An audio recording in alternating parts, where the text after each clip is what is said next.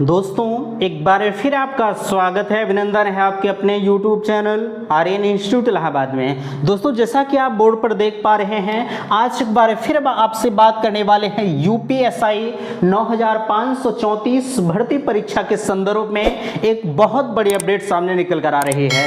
बेहतरीन तरीके से आप सभी को पता है यूपीएसआई 9534 का जो मामला है, अभी वर्तमान समय की अगर हम बात करें तो लगातार यह आरोपों से घिरता हुआ चला जा रहा है। जब से यह परीक्षा हुई है तब से इस परीक्षा को लेकर जितने भी अभ्यर्थी इस परीक्षा में पार्टिसिपेट किए हुए थे, उनकी एक ही मांगे हैं कि इस परीक्षा को रद्द करके दोबारा से री एग्जाम कराया जाए।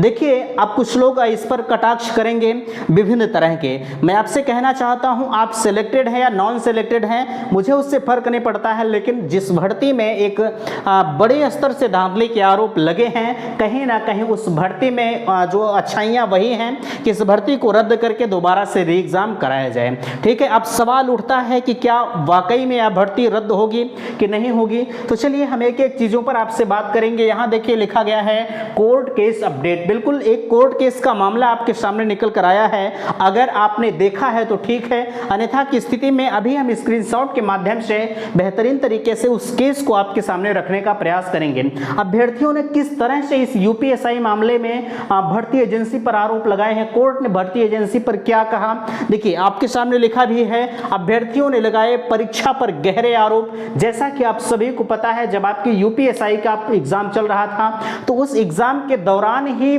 कई तरह के सेंटर भी आरोपों से घिरे पाए गए। मेरा कहने का सेंस यह है कि लोग 15 से 20 लाख रुपया देकर पूरे सेंटर बस पेपर खरीद ले रहे थे। इस वजह से कहीं ना कहीं जो यूपीएसआई का यह मामला है, यह अभी भी वर्तमान समय की अगर हम बात करें तो आज भी आरोपों से घिरता हुआ जा रहा है। चूंकि मामला आपका कोर्ट में जा रहा है, आप सभी को पता है रिजल्ट भी आपका जारी कर दिया गया है। उस रिजल्ट पर यह साफ तौर पर लिखा है कि आपका यह रिजल्ट जो है यह कोर्ट के अधीन है। अगर कोर्ट चाहता है तो यह परीक्षा आपकी रद्द हो सकती है। इसी चीज को लेकर अभ्यर्थी कोर्ट गए और कोर्ट में यह मामला अभी सुरक्षित पड़ा है। डेट पे डेट दी जा रही है। अब देखिए आगे क्या होता है, कैसे होता है, अभी आगे इस पर चर्चा हम करेंगे। देखिए लिखा जा रहा है, आप देख पा रहे हैं कोर्ट ने क्या कहा। कोर्ट ने कहा कि अगर भर्ती एजेंसी पहले से ही ब्लैक लिस्टेड है तो क्यों दिया गया परीक्षा कराने का जिम्मा।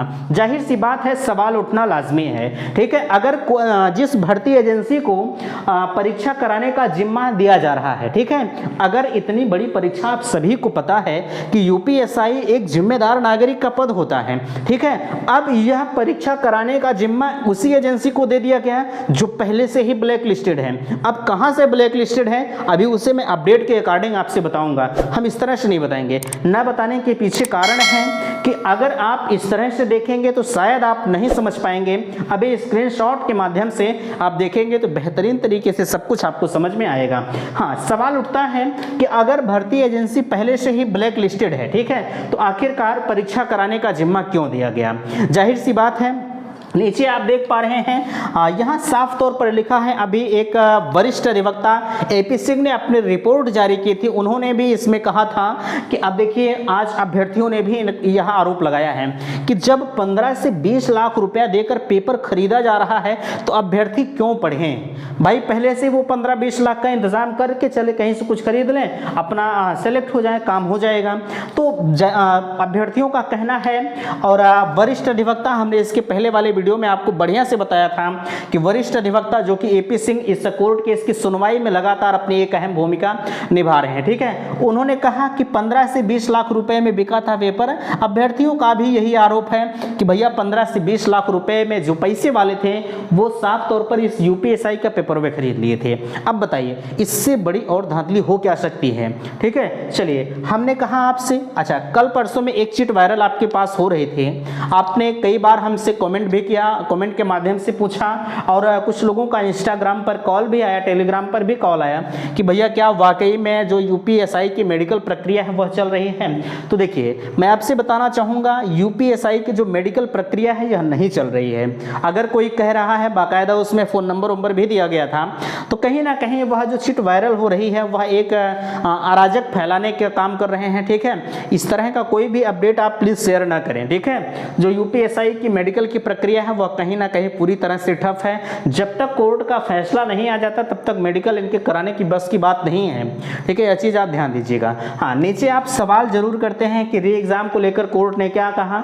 तो सबसे पहले हम आपको उस अपडेट से रूबरू कराने का प्रयास करते हैं जो अपडेट इस यूपीएसआई के मामले में निकल कर आ रही है। जो अभ्यर्थी लगातार जो है इस यूपीएसआई के मामले में एक आरोप गढ़ रहे हैं, ठीक है। तो चलिए देखिए, आपके सामने लगा हुआ है, लिखा जा रहा है कि दरोगा भर्ती का मामला कोर्ट में, अफसरों को नोटिस, ठीक है। हाँ, यह मामला हमने आपसे बताया कि आपका कोर्ट में है और इसमें संलिप्त जितने भी अफसर हैं, ठीक है, सभी को जो है नोटिस भेजकर यह उनसे आख्या मांगी गई है कि आखिरकार भर्ती में इतनी बड़ी गड़बड़ी कैसे हो सकती है, ठीक है। चलिए, इसके अंतर्गत आपसे कहा जा रहा है, देखिए अच्छा, इसमें आप देखेंगे ऊपर ही उसके नीचे लिखा जा रहा है कि दागी संस्था से सीधी भर्ती 2020-21 कराने का आरोप, अभ्यर्थियों ने हाई कोर्ट में दी चुनौती, ठीक है। चलिए, और देखिए कहा जा रहा है कि दरोगा भर्ती प्लाटून कमांडर पीएसी एवं अग्निशमन द्वितीय अधिकारी के पदों पर सीधी भर्ती 2020-21 का मामला हाई कोर्ट में पहुंच गया। प्रदेश के 18 से अधिक जिलों में कई अभ्यर्थियों ने के चयन में धांधली की अनियमितताओं का आरोप लगाते हुए भर्ती प्रक्रिया को चुनौती दी। हाई कोर्ट ने बृहस्पतिवार को इस याचिका पर आला पुलिस अधिकारियों से जवाब मांगा। पुलिस भर्ती एवं प्रोन्नति बोर्ड के चेयरमैन, परीक्षा कराने वाली कार्यदायी संस्था national staff exchange of India limited NSIT को भी नोटिस जारी कर जवाब तलब किया। जस्टिस सौरभ शमशेरी ने तनु चौधरी व अन्य की याचिका पर नोटिस जारी किया। उन्होंने कहा, उनसे कहा गया कि परीक्षा संपन्न कराने वाली संस्था पहले से ही मध्य प्रदेश और उत्तराखंड में ब्लैक लिस्टेड है। अब देखिए, ब्लैक लिस्टेड की बात आई कि नहीं आई, ठीक है। कहाँ ब्लैक लिस्टेड है आप देख पा रहे हैं, मध्य प्रदेश और उत्तराखंड में, ठीक है, पहले से ही ब्लैक लिस्टेड है। और इस संस्था में वर्ष 2016-17 में दरोगा नागरिक पुलिस परीक्षा संपन्न कराई गई थी। उक्त भर्ती परीक्षा में अनियमितताओं के आरोप लगे थे। जांच के आरोप सही पाए गए। इसके बावजूद, ठीक है, इसके बावजूद उक्त संस्था को 2020-21 में परीक्षा का अनुबंध कर दिया गया। कोर्ट ने इस मामले में उच्च स्तरीय जांच की मांग की है, ठीक है। अब बताइए, अभी तक तो अभ्यर्थी ही जो है जांच की मांग कर रहे थे, लेकिन ऐसे में सवाल उठना तो लाजमी है, ठीक है। अब कोर्ट ने भी जो है इस स्तर से जांच की मांग की है कि आखिरकार अगर वह कंपनी पहले से ही ब्लैक लिस्टेड है तो आखिरकार उसे परीक्षा कराने का जिम्मा क्यों दिया गया, ठीक है। अब देखिए, याचिकाकर्ताओं का क्या आरोप लग रहा है, ठीक है। इसमें आरोप में कहा जा रहा है कि शारीरिक दक्षता के लिए पहुंचे, धमकाया गया, केस दर्ज कर जेल भेज दिया, ठीक है। जब आपकी डीवीपीएसटी टेस्ट चल रहा था, उस टेस्ट के दौरान आपने देखा होगा कि लखनऊ में अधिकतर विद्यार्थियों के साथ वो डीवीपीएसटी के जा रहे थे तो पहले उनका टेस्ट कर रहे थे, ठीक है। उस टेस्ट के दौरान अभ्यर्थियों ने क्या आरोप लगाया है, देखिए इसमें कहा जा रहा है, याचिका के अनुसार 24 फरवरी 2021 को पुलिस भर्ती एवं प्रोन्नति बोर्ड 9534 रिक्त पदों का विज्ञापन निकाला। इनसे 9027 दरोगा सिविल पुलिस और 484 प्लाटून कमांडर पीएसी एवं 23 अग्निशमन द्वितीय अधिकारी के पद शामिल थे। विज्ञापन के अनुसार ऑनलाइन लिखित परीक्षा, अभिलेखों की समीक्षा एवं शारीरिक मानक परीक्षा, शारीरिक दक्षता परीक्षा के आधार पर चयन होना था। याचियों ने कोर्ट में बताया कि सभी लिखित परीक्षा, शारीरिक मानक परीक्षा पास होने के बाद शारीरिक दक्षता परीक्षा के लिए 2022 में भर्ती केंद्र पर उपस्थित हुए। उनका आरोप है कि वहां उनके साथ साक्षात्कार लिया जाने लगा। पूछा गया कि लिखित परीक्षा में ज़्यादा अंक कैसे मिले, कम समय में 160 प्रश्न कैसे हल किए। आरोप, दूसरा आरोप आप देख पा रहे हैं, यह भर्ती केंद्र याचिगणों के साथ गाली गलौज कर उन्हें धमकाया गया। उस दिन विभिन्न धाराओं में प्राथमिकी दर्ज कर जेल भेज दिया गया। जमानत पर छूटने के बाद याची अभ्यर्थियों को हाई कोर्ट में याचिका दाखिल की तथा उन्हें शारीरिक दक्षता परीक्षा शामिल कर चयन की कार्यवाही पूरी करने की मांग की गई। हाई कोर्ट ने याचिका को विचारणीय मानते हुए सभी विपक्षों को नोटिस जारी कर सुनवाई के लिए 6 सप्ताह के बाद सूचीबद्ध करने का निर्देश दिया है, ठीक है। आपने इस अपडेट अपडेट को देखा, किस तरह से भर्ती एजेंसी द्वारा आरोप लगाए जा रहे हैं, किस तरह से डीबीपीएससी के दौरान अभ्यर्थियों के साथ बर्ताव किया गया, और आपने देखा कि ब्लैक लिस्टेड कंपनी को कोर्ट ने खुद पूछा कि क्या अगर पहले से ही यह कंपनी ब्लैक लिस्टेड है तो जाहिर सी बात है इसे परीक्षा कराने का जिम्मा नहीं देना चाहिए था।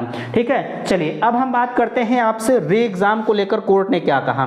देखिए, कोर्ट ने तो साफ तौर पर कहा है कि अगर भर्ती एजेंसी पहले से ही ब्लैक लिस्टेड है तो इसे परीक्षा कराने का जिम्मा नहीं देना चाहिए था।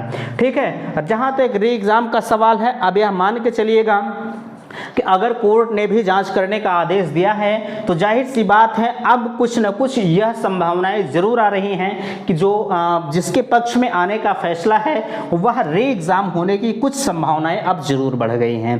ठीक है, तो री एग्जाम को लेकर कोर्ट ने, आपने इस अपडेट को सुना बेहतरीन तरीके से, तो संभावनाएं अब यही जाहिर हो रही हैं कि इस भर्ती परीक्षा को रद्द करके दोबारा से री एग्जाम कराया जाए तो जाहिर सी बात है सभी अभ्यर्थियों के लिए कहीं ना कहीं वह खुशी का दिन जरूर होगा।